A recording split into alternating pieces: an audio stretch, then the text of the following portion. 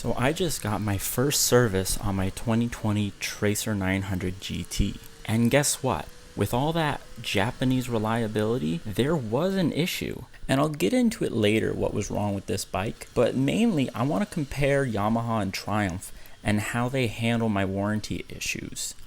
Now, if you look at the comment sections, you think a lot of people are upset with me because buyer beware. I shouldn't be upset that my Triumph had issues.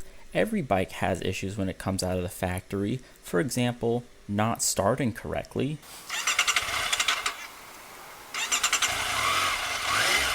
or randomly shutting off while riding at 30 kilometers an hour, or even how it burned my leg while reading on the temperature gauge, perfectly normal.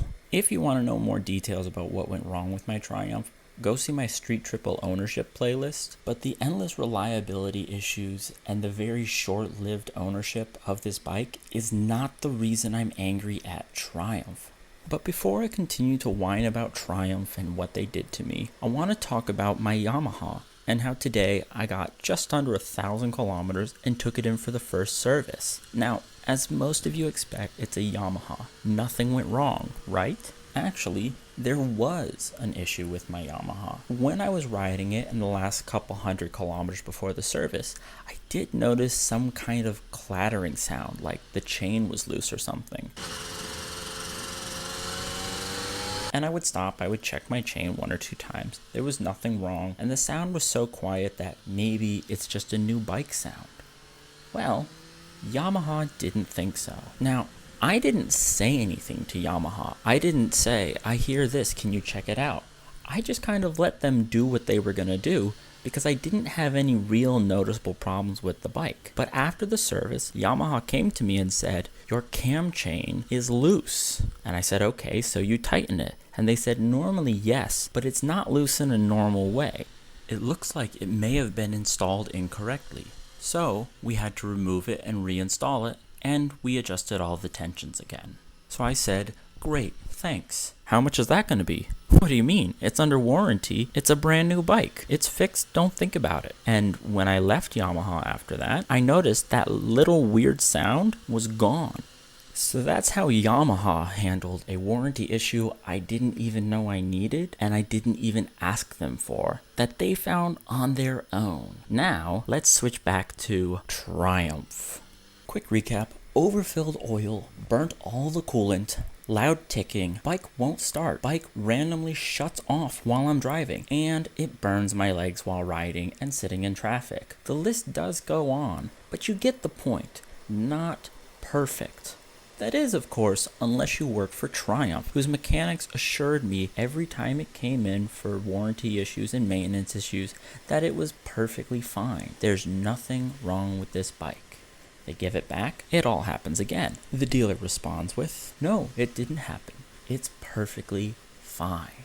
And my wife did suggest maybe it's Japanese Triumphs. Maybe, as some commenter said, it's this specific dealership, who I did catch in a lie because I know people that work in automotive imports. My dealer said all the oil is filled from the factory, but according to the importers for Tokyo, it is illegal to ship something into the country with the fluids in it. You fill it to drive it to the crate, you drain the fluids, you send it over, you pick it up with a truck, and then the dealer refills the fluids themselves. At this point, it's beyond a doubt that the Yokohama Triumph dealership is incredibly dishonest. But I also called Triumph UK, the headquarters, multiple times. They hung up on me the first time.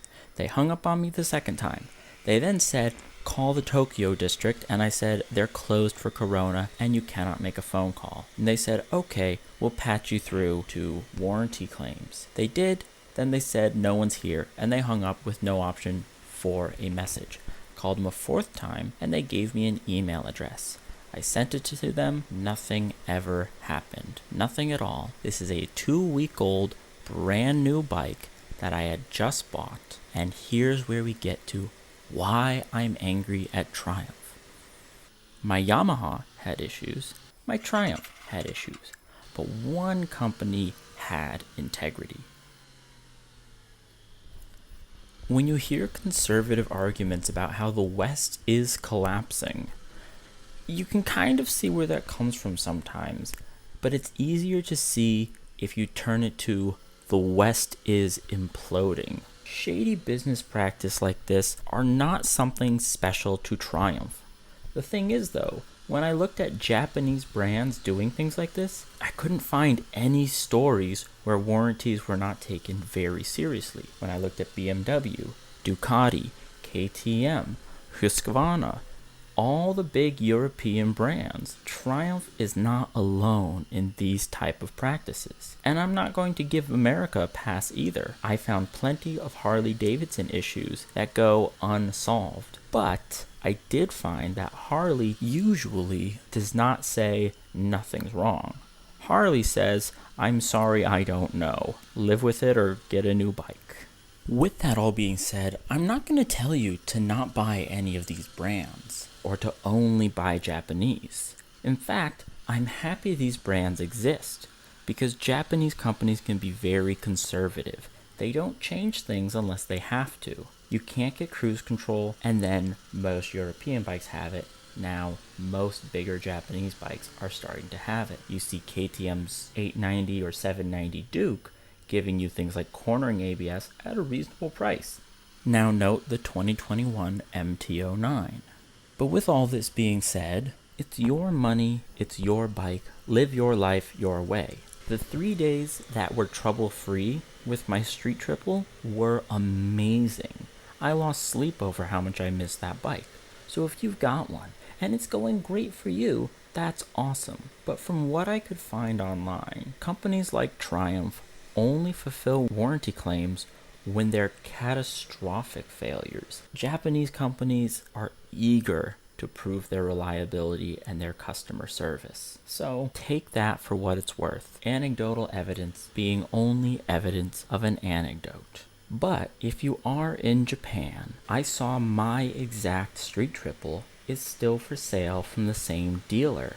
Problem-free, no warranty issues whatsoever, according to the listing. If it means anything to me, it means they still have decided nothing's wrong and let's sell this bike again. Because profit comes first.